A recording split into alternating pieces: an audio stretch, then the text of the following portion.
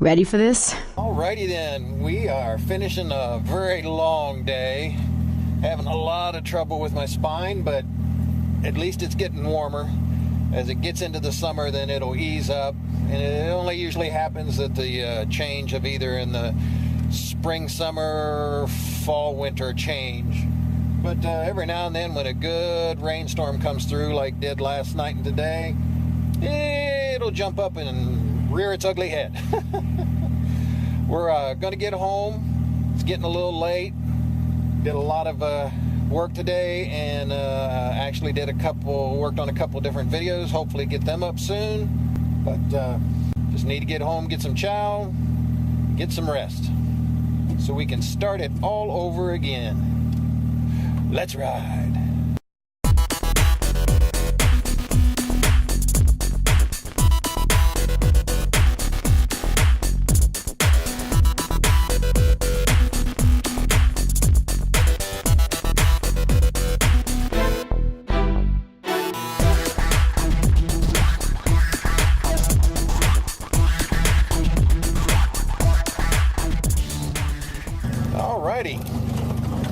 We made it home.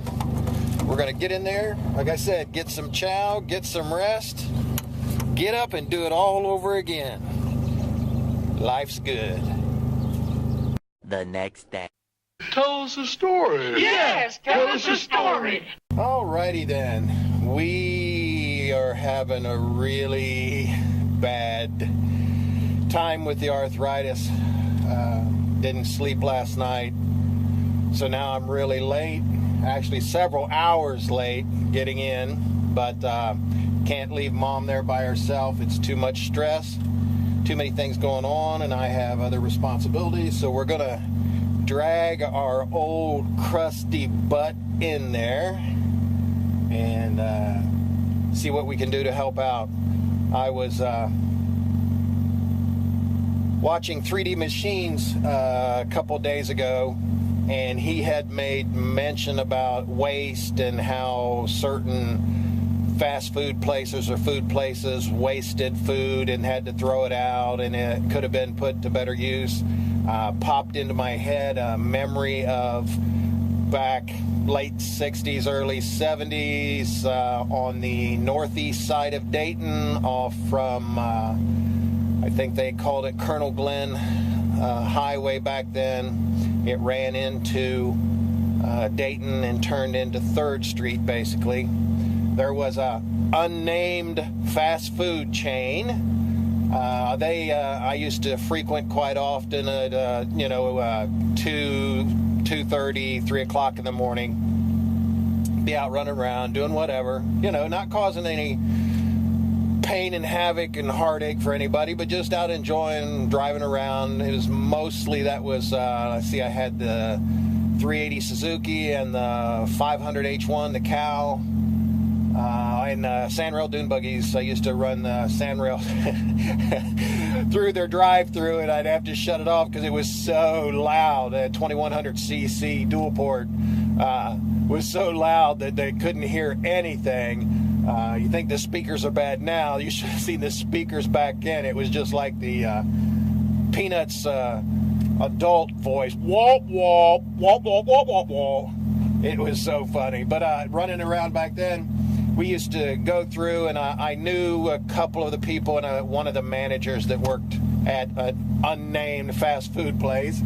I mean, that was so long ago, I'm sure that if I said it, wouldn't nobody get in trouble by nowadays standards. But they had a standing policy that at a certain hour of the night, since they were on a main strip there and a lot of the bars let out, they did stay open till, late call, last call, 2:30, and then close down at 3 and clean up. They would pack up all the food at a certain time.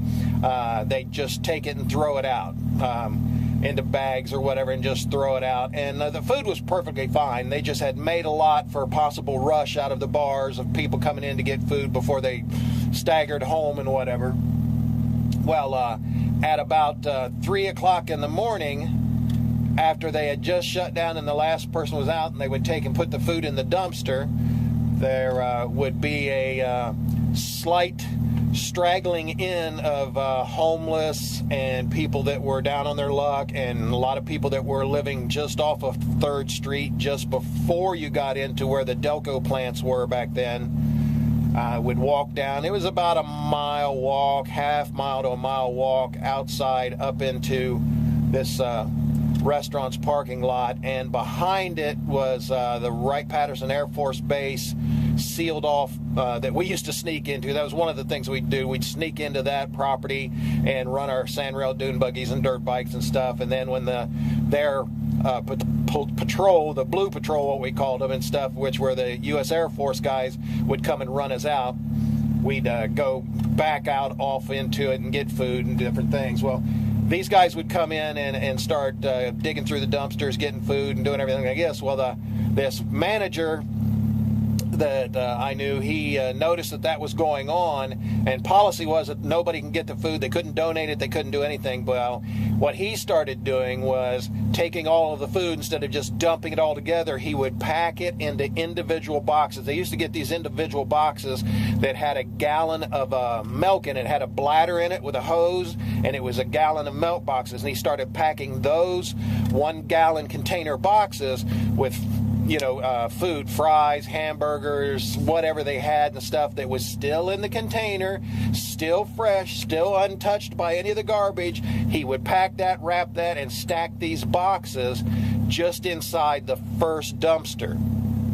Well, it got to be known by all these guys that this was going on, so all of the homeless guys, all of the guys down on their luck and stuff would come, and they would be pretty much guaranteed a meal. Well, that went on for the longest times, almost a year or more. And then I guess someone said something or did something, corporate found out, and that guy got in a lot of trouble. He didn't get fired, but he got moved out of there, and then that food would never do anymore. So to me, thinking back on what 3D Machine said, thinking back on how that was, that's something that really should be done. I mean, listen, a donut is not bad for 2 or 3 days. If it's still in a container, it's not bad for 2 or 3 days. Now, a hamburger with things that can go bad and stuff, at least a 12-hour period, as long as it's sealed, wrapped in that container, that stuff can be given away and could be done, just like 3D said, that it could be done to help people out that day, because there are a lot of bakeries that have day-old food that they're given and delivered.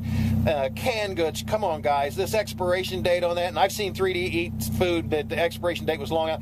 I've eaten stuff. We have stuff in our survival cache thing that's probably 8 years old, and every now and then we'll open a can to eat it. As long as the can's not dented or rusted or any of the food's discolored on the inside, those cans last for a long time. So just a comment, kind of a story time thing to just put that back out there. Here lately, every time I watch anything or I hear anything, I get these little nuggets pop off in my head, kind of like a flashback. I can almost taste and smell what was going on at that time.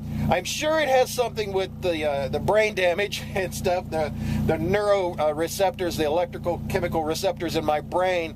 I hope it doesn't switch over to like Alzheimer's or anything, but just something that popped up. And there's so much waste. We could really do a lot better for individuals that are down on their luck. So I thought that was a good plus. Thank you, 3D.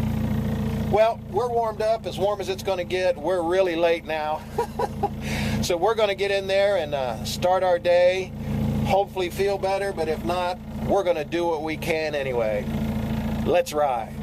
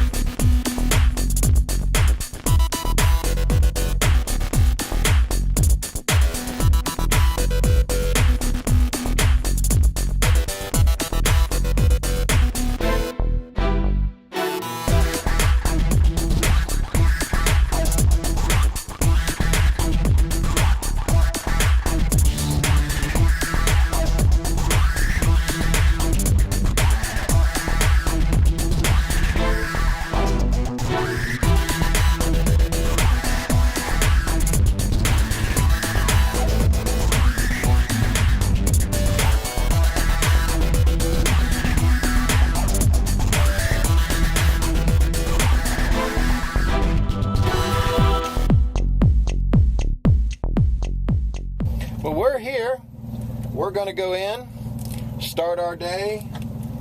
Hopefully Mom hasn't had a rough time of it. And hopefully we'll get feeling better. But like I said, it is what it is. Been dealing with it for a long, long time. Good days, bad days. It's life. Gotta love it. I'm going to go in here and do my thing, guys. You do yours. See ya! Story time is over. Damn, that was annoying.